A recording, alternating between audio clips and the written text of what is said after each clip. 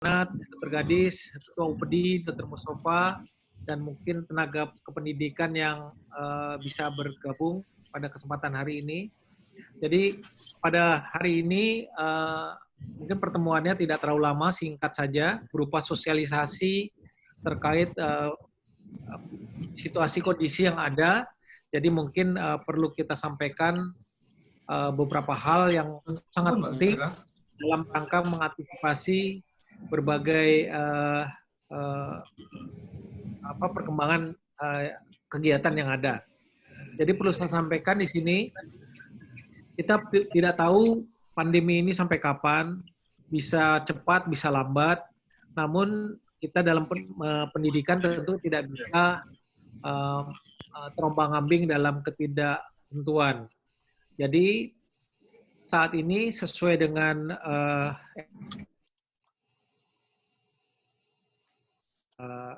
edarkan, jadi bahwa model pembelajaran yang mungkin kita akan berlakukan adalah mengoptimalisasi seluruh jadwal, seluruh aktivitas yang dimungkinkan dengan cara online.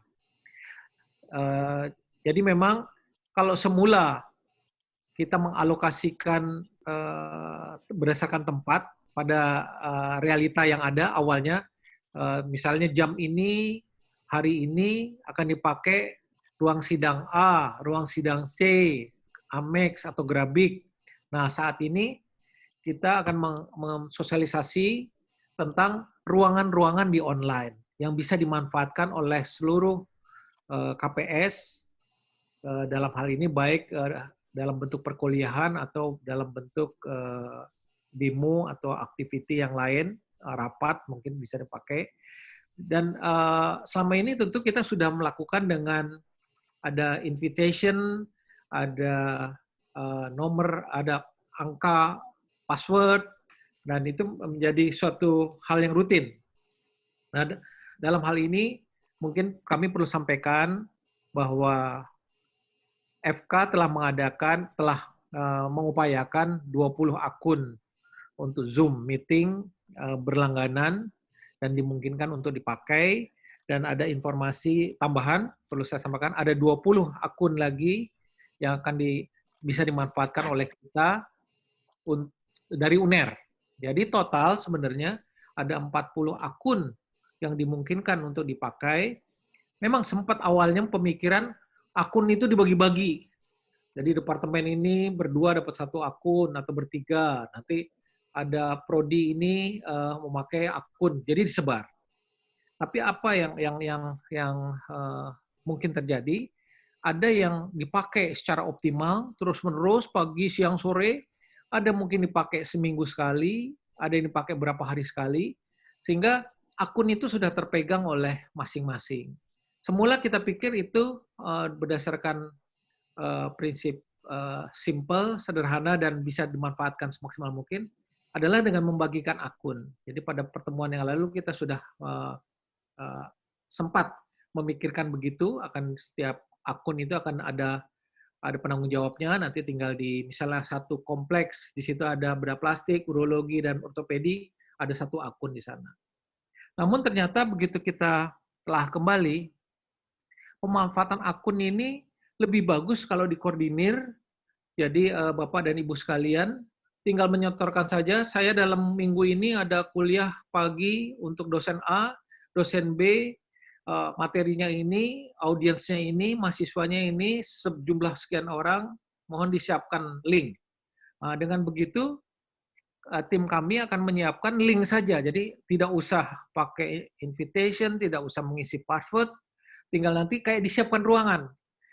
Ruangan sidang A, jam 10 dipakai oleh rehab medik, di mana di situ ada kuliah atau pembekalan, narasumbernya Dr. Messi, PPDS-nya 10. Itu kan narasumber datang ke sidang A, PPDS datang ke sidang A. Nah, kita mencoba memformulasikan seperti itu, kita kasih link, silakan dipakai pada hari itu, jam itu. Jadi dosen tinggal datang, klik link tanpa isi apa-apa. PPDS yang datang juga tinggal datang ke link itu.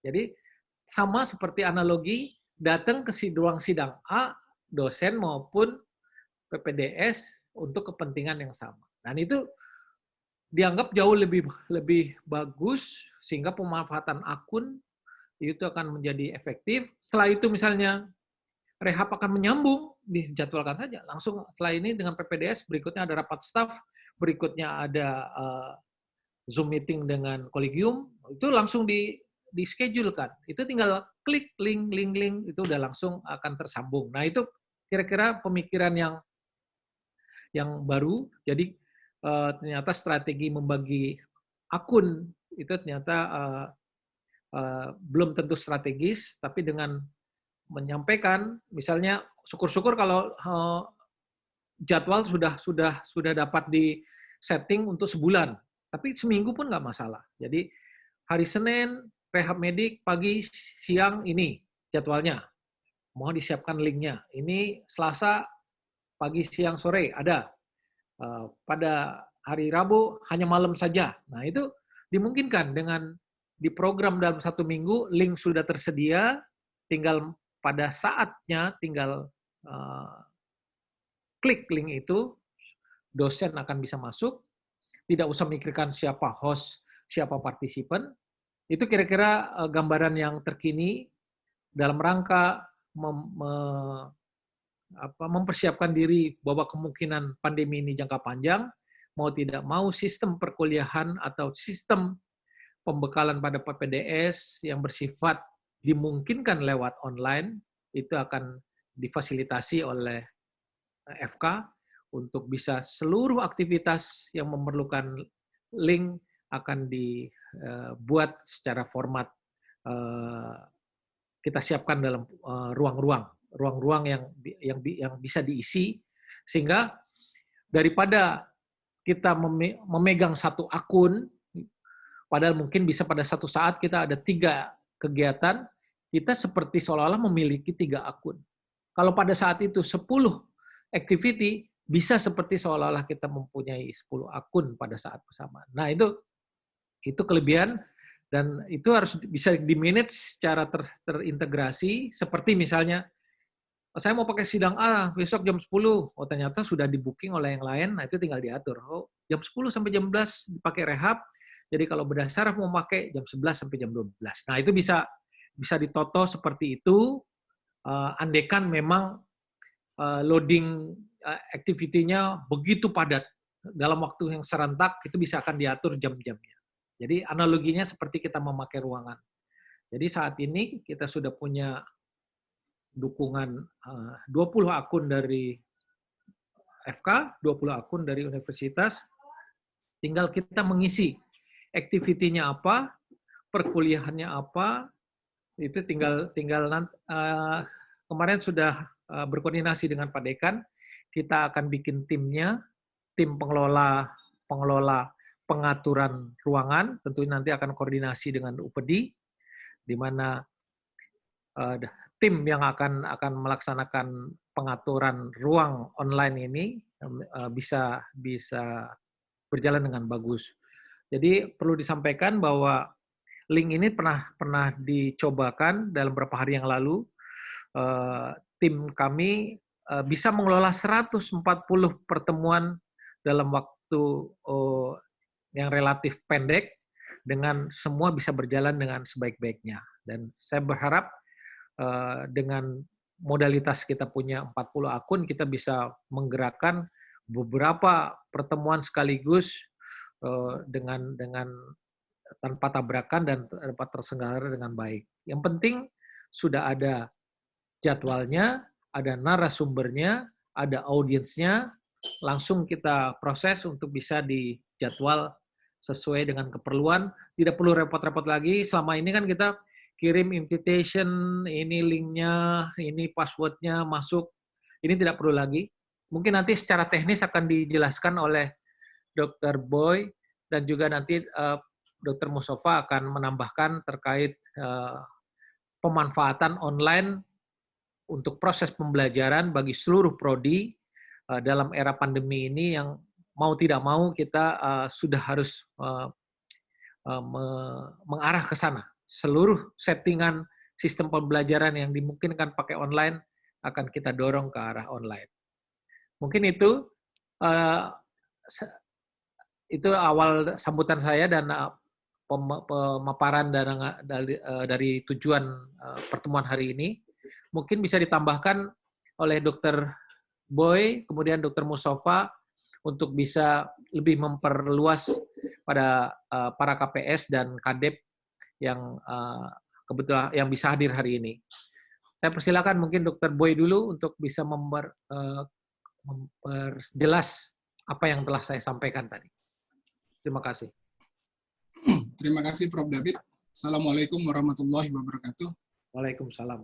Terima kasih atas waktu yang telah diberikan menyambung menjelaskan apa yang disampaikan oleh Prof. David. Izinkan saya menggunakan PowerPoint untuk menjelaskan agar nanti menjadi lebih gampang.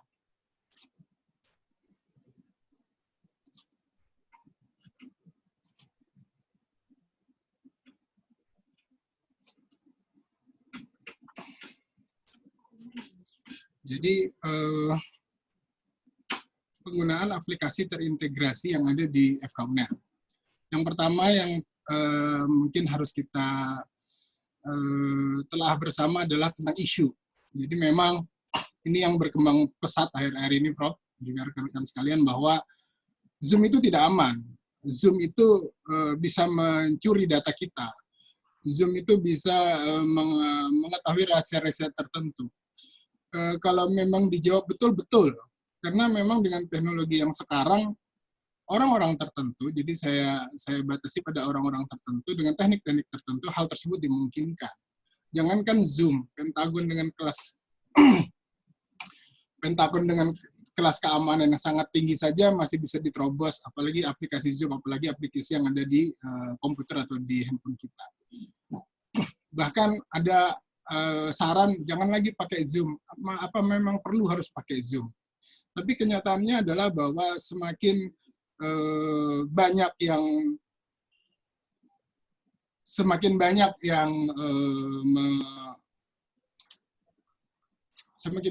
membatasi masalah ini atau semakin banyak yang mengisukan masalah ini, itu justru popularitas Zoom akan semakin naik.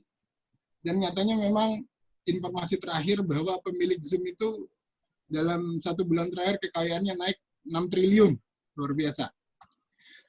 Bahkan BBC pada tanggal 2 April juga begitu, menyampaikan bahwa sampai pemilik Zoom sendiri itu menyatakan permohonan maaf bahwa memang ada hole, ada lubang yang dimanfaatkan oleh orang-orang tertentu yang tidak bertanggung jawab untuk meretas keamanan aplikasi Zoom ini. Tapi ternyata mereka juga tidak tinggal diam.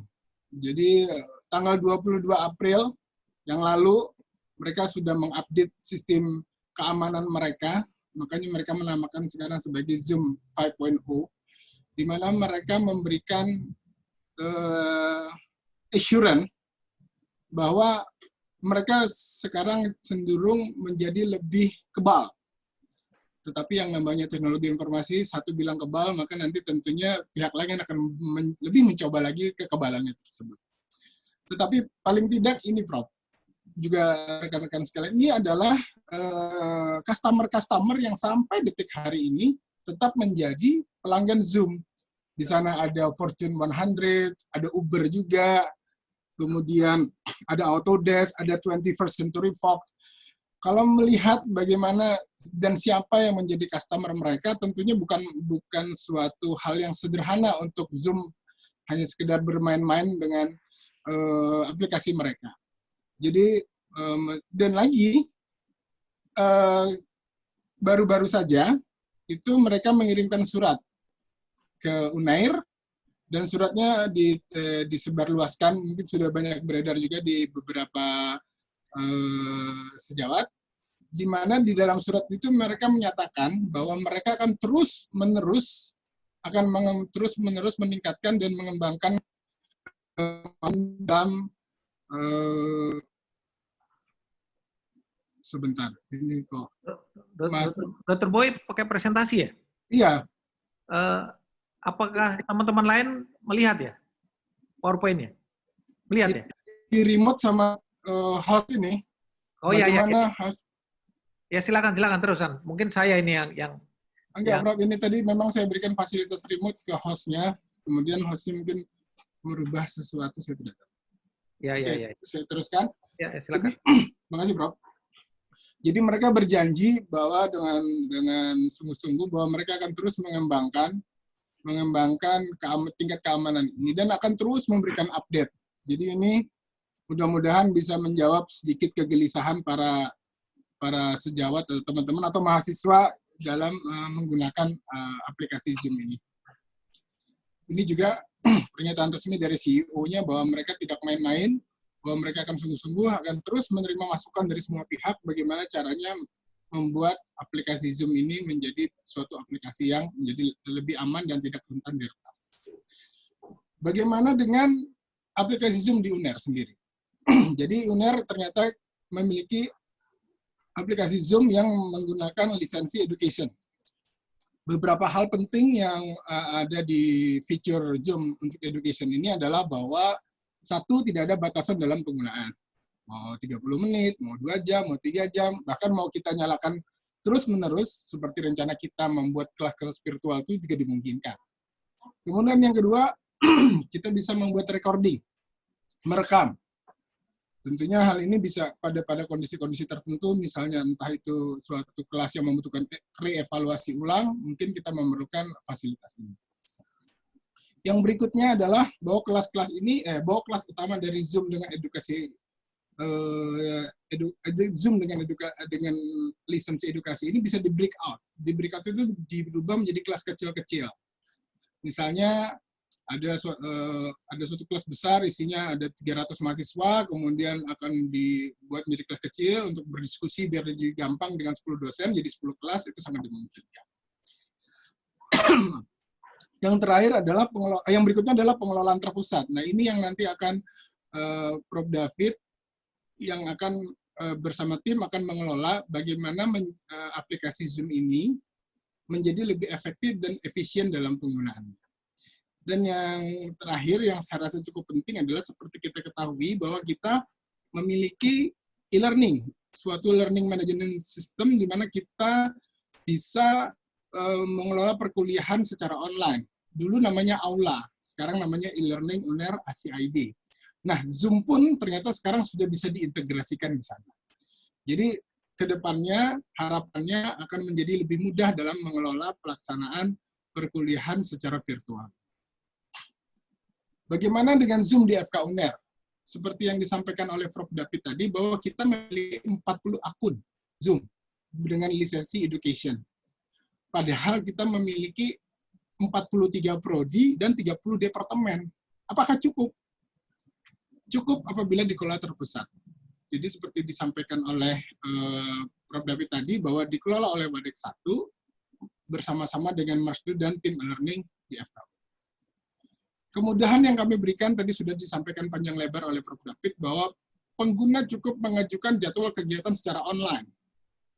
Itu pun kalau jadwal-jadwal tersebut memang belum ada sebelumnya.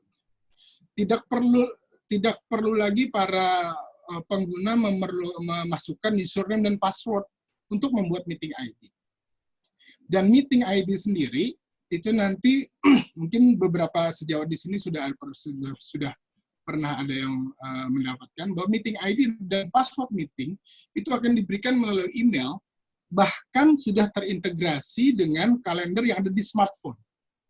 Jadi di kalender itu nanti akan menotifikasi kegiatan bahwa 1 jam lagi meeting akan dimulai, kemudian diulang lagi 10 menit lagi sebelum meeting dimulai, dan di sana sudah tersedia link yang tinggal diklik beserta passwordnya apabila diperlukan. Jadi tidak perlu lagi saling menunggu, tidak perlu lagi memikirkan apa passwordnya atau sharing passwordnya, karena linknya semua sudah ada di sana. Dan link ini nanti yang akan disebarkan oleh entah PJMK-nya atau oleh staf yang memerlukannya ke para peserta. Dalam hal ini bisa mahasiswa, bisa staf yang lain, atau bisa PPDS, dan sebagainya. Dan yang terakhir adalah tidak perlu bingung lagi bagaimana kalau sudah selesai, tinggalkan saja. Tinggalkan ruangannya, tinggal leave room, masalahnya kemudian sudah selesai. Jadi diharapkan dengan semudah ini, jadi memudahkan dalam pelaksanaan kelas virtual tersebut. Nah, seperti diketahui untuk kegiatan ilmiah yang ada di kita, itu sebenarnya bisa dibagi menjadi 3. Terjadwal, terjadwal dan rutin tapi tidak ada dalam kalender, dan tidak terjadwal. Untuk kegiatan yang terjadwal, kemarin saya sudah mendapatkan arahan dari Prof. David bahwa nanti kita tinggal merubah kegiatan-kegiatan yang selama ini sudah ada jadwalnya menjadi kelas-kelas virtual. Seperti kuliah klasikal, misalnya kuliah rehab medik, kuliah pediatri, kuliah bedah, dan sebagainya yang selama ini ada, itu nantinya tidak perlu lagi didaftarkan. Tidak perlu lagi juga mengajukan penjadwalan. Jadwalnya akan tetap mengikuti jadwal yang sudah dibuat oleh bagian pendidikan. Sehingga nanti untuk meeting ID akan diinfokan ke PJMK-nya dengan menggunakan media yang ada. Nah, ini yang mungkin perlu masih kita cermati nanti kira-kira yang efektif dan efisien menggunakan media apa. Yang dimungkinkan adalah menggunakan email bisa, menggunakan WhatsApp juga bisa, dan SMS juga bisa. Kegiatan yang kedua adalah kegiatan terjadwal dan rutin, tetapi tidak ada di dalam kalender.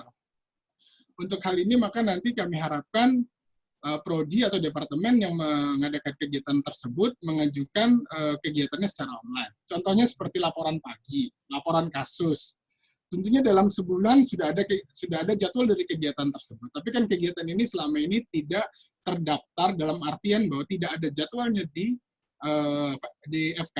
Nah, dengan mengisi form tertentu nanti yang akan kami sediakan, tinggal ditulis, misalnya bedah setiap hari melakukan laporan pagi dari hari Senin sampai hari Jumat dari jam sekian sampai jam sekian. Nanti kami siapkan ruangannya. Atau misalnya penyakit dalam juga memerlukan untuk laporan siang dan sebagainya sebelum mulai bekerja, itu juga kami siapkan.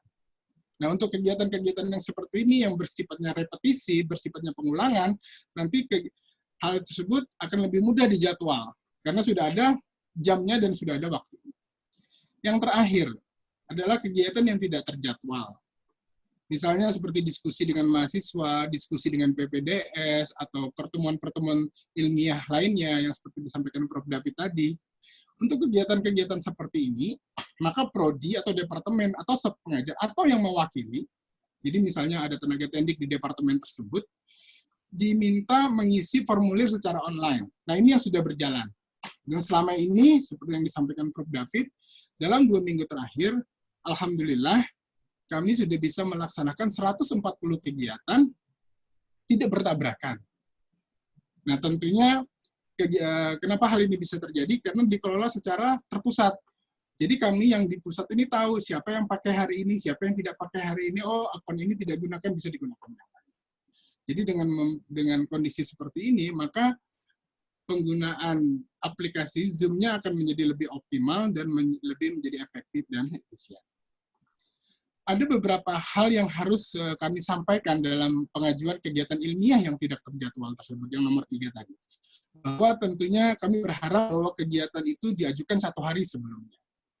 Kemudian jadwal pengajuannya itu dilakukan pada jam kerja, karena mengingat staf yang akan memproses hal tersebut. Dan untuk kegiatan yang akan dilaksanakan hari Senin, kami harapkan pengajuannya paling terakhir sudah dilakukan di hari Jumat. Dan kesepakatan adalah buat jadwal yang diajukan pada hari yang sama tidak dapat diproses. Karena dikhawatirkan akan mengganggu jadwal yang sudah kami buat pada hari tersebut. Juga dikhawatirkan bahwa stok akunnya sendiri sudah tidak mencukupi. Dan yang terakhir adalah bahwa jadwal yang sudah diajukan tentunya masih bisa dirubah dengan cara mengisi ulang formulir itu tadi. Tetapi untuk perubahan pada hari yang sama hanya diperkenankan 1 kali. Tapi kalau dirubah menjadi hari yang lain, silahkan. Tidak ada ketentuan. Dan yang terakhir, ini adalah linknya, Prof. Juga rekan-rekan sekalian.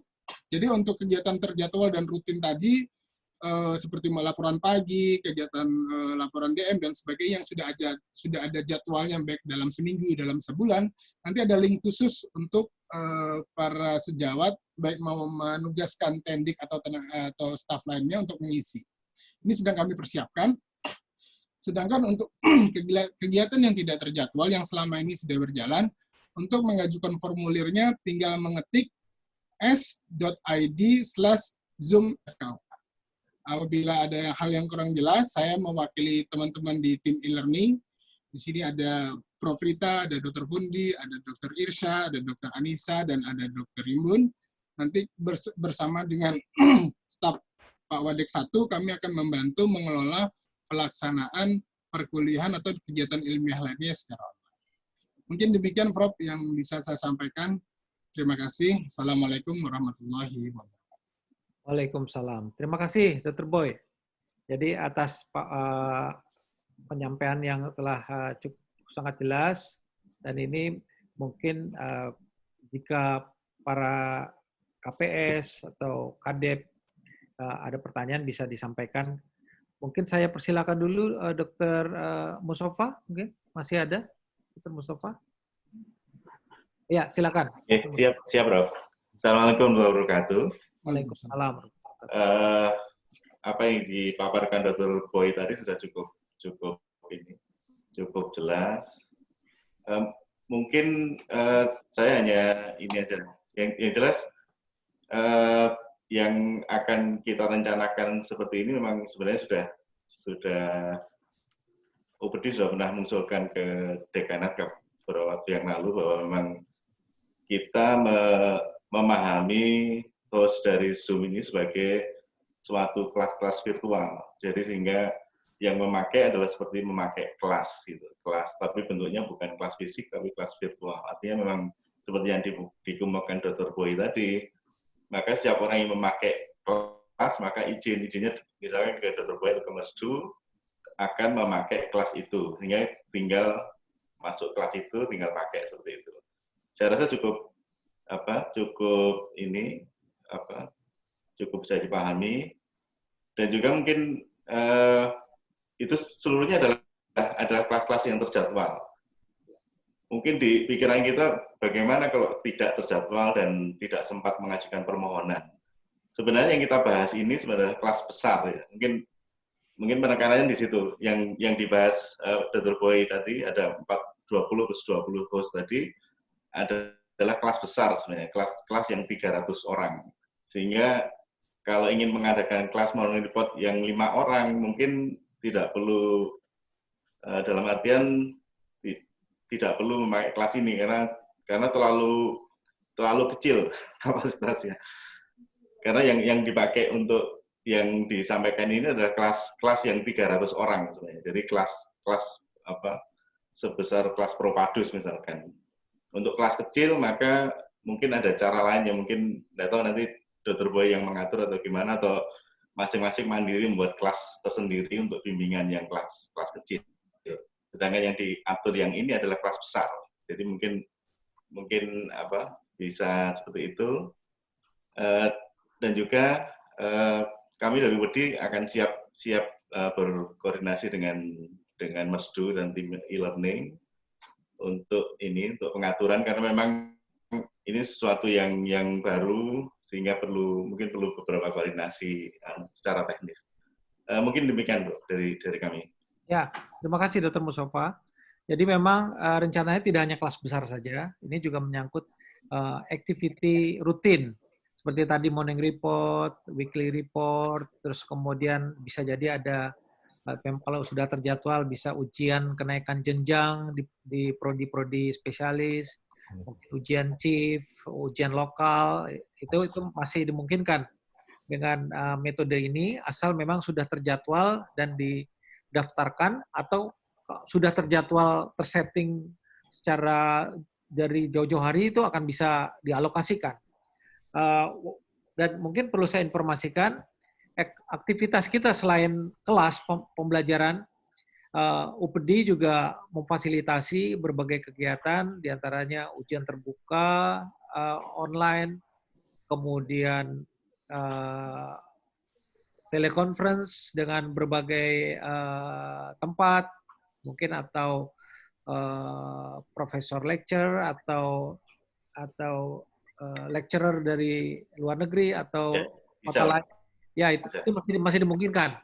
Karena UPD telah disetting untuk kegiatan hal-hal yang seperti itu. Jadi memang apa yang disampaikan pada hari ini memang lebih erat pada kaitan pembelajaran, e-learning, yang mau tidak mau dalam pandemi ini kita harus mengarah ke sana, mempersiapkan ke arah sana semua. Sehingga kalau